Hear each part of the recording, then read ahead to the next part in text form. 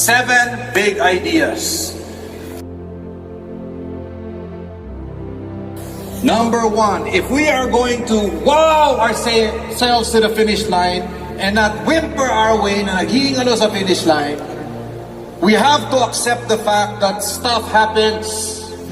Ibig sabihin, minsan may trigger sa mundo natin na hindi natin naasahan. May insidente. A stimulus is a force, something that you did not expect.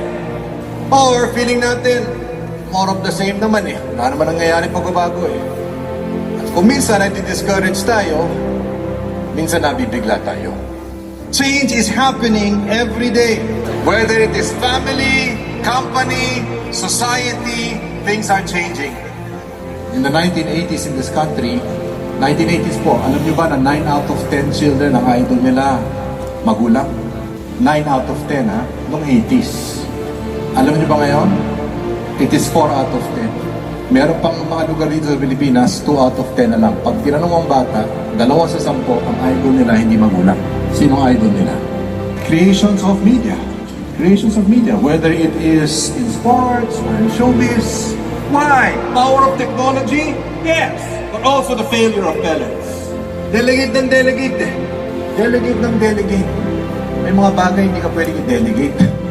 Kung kikita ka, kailangan magpakita ka. Hindi pwedeng post up ng post forward ng forward. No way! You work hard. You show up. So yes, stuff happens. But we have to accept. It's happening to all of us. Change is happening every day. Even as we speak. And you cannot deny it. It's a changing world. What change are you struggling with today? Maybe it's an issue about the family. Na iniwanan ka ng kasama mo. Maybe it's about society. Maybe it's about the company. Maybe it's about competition. Well, ladies and gentlemen, more change is to come. Stuff happens and more will happen.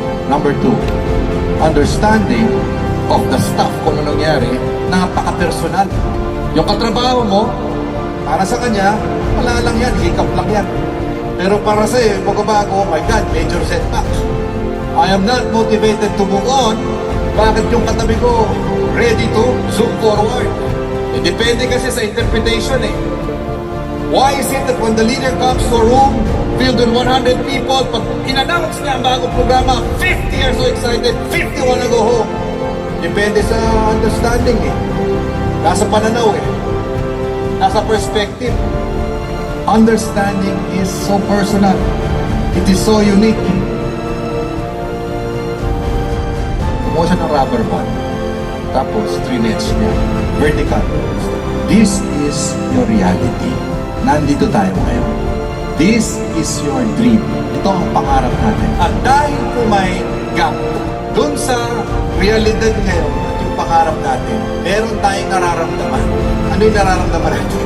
Dahil dun sa puwang na yun, dahil sa gap. What do you feel? Pressure, stress, tension. That tension is good. Huwag kang negative na may tension sa buhay mo. Ang importante yung tension mo ay dahil may pangarap ka sa buhay. Because that vision pulls you out of bed in the morning. Hindi ka mabangon kung walang pangarap. He calls it creative tension. It inspires you to move forward. There are only 2 ways to lessen the tension. Kasi pag sobrang naman tension, ano mangyayari? Bibigayo. 2 lang ang pwedeng mangyari para mabawasan ang tension. You change your reality and move towards the vision. Pwede rin yung isa. Huwag ka na lang mangarap. Mamatay ka na lang, hindi na mangarap. Huwag kang kampante. Huwag na pwede na. Mangarap ka pa. But you have to accept the fact that there will be tension. Importante yung tension dahil sa vision. So many things are happening. Pero ang panahon natin, napaka-importante. A point to the ceiling. Okay, can you do clockwise circle? Clockwise, ha? Now, follow me, ha? Do not change the turn. Kailangan parehong ikot at pointing up. Pero ibaba mo lang hanggat nasa stomach level tayo. Pointing up pa rin, same turn. Okay, now, look down. Clockwise ba ba? Nagbabago, di ba? Maulitin nyo. Anong nagbago? Ang perspective. This is the view from the top. This is the view from below. This is the view of the child. This is the view of the parent. This is the view of the upline. This is the view of the downline.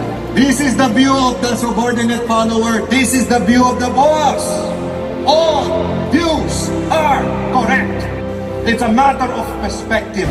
And let me tell you this, the one who is able to see all the views will become the leader of all. Understanding is unique.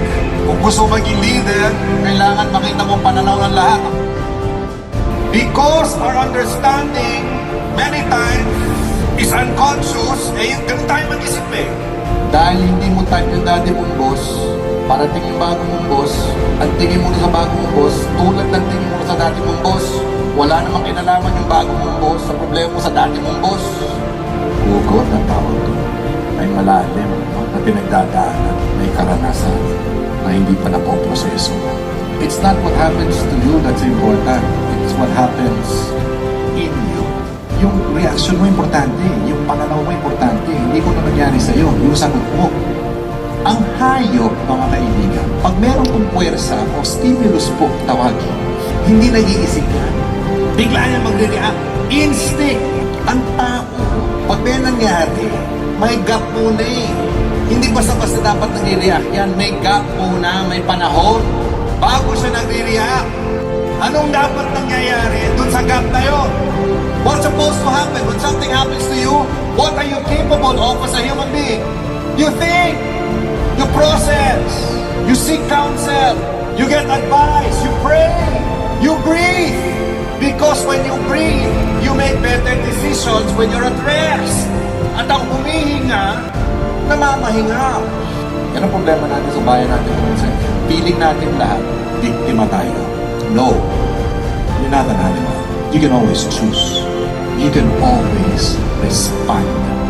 Sa diksyonaryo, ang reaction, hindi response. To respond is to positively react. No matter how challenging the situation, no matter what your problems are, no matter how difficult the competition, no matter what your children don't do to obey you, or your husband or wife has done to hurt you, you can always win if you choose to react positively. That's not the victim's mentality. That is the victor's mentality. And that is for every human being like you and me. It's a cycle. And you know, many times, we don't even plan this. Automatic na This is not just in marriage. In parenting, it's the same. You know what children do? They don't respect their parents. You know what the parents do? And they don't love. Children need love. The parents are at least asking for some respect. It's the same in business. The provider is asking for some respect. And that happens to the vast majority of people they don't even know. Something happens dahil ito ka na ng pananaw, ganun ka ng reaction. At minsan napapansin nilang mali, ay sorry, napasigaw ako.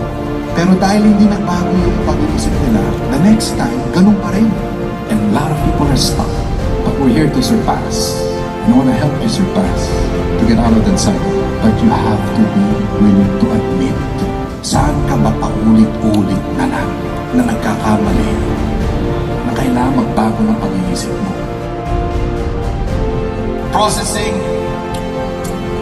is the choice. Can I just tell you this? It's a psychological term. It's called transference, okay? Just think about this. We don't have time to discuss it, but think about this.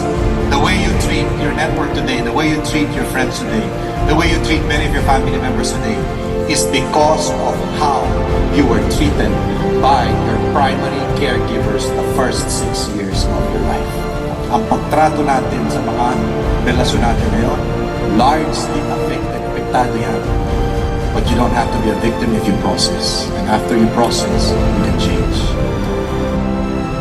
Acceptance of change is the hope. No one can make me feel like a loser without my permission. It's time to go back to the basics. Pagkatapos ng proseso, pwede na magbago. Number 6, stuff happens again. Dito na magtatapos. It could be a similar thing in nature, intensity. Minsan mas matindi pang mangyayari pagbabago. But it doesn't matter. Hindi na importante sa akin kung ano mangyari sa akin because it's not what happens to me, it's what happens in me that's important in life. And finally, something new happens within you. dahil iba na ang reaksyon mo, nagre-respond ka na, lumilevel up ka na. Hindi mo na tinatakbuhan pag tumating na yung dati mong boss o yung boss mo na kumuha ng dati ng ex mo, di ba? Sige, nangaharapin mo na siya. Hindi mo na basta-basta pagsasabihin isang tao, pag alam mong issue mo pala to, hindi na issue to, so mananahimik ka. At hindi ka basta-basta magdi-decision sa sarili mo, tatapo ka ngayon sa inner circle mo, sa mga mentor mo, o sa counselor mo, kasi nagbabago ka na. And then you're able to surpass and go to a higher level.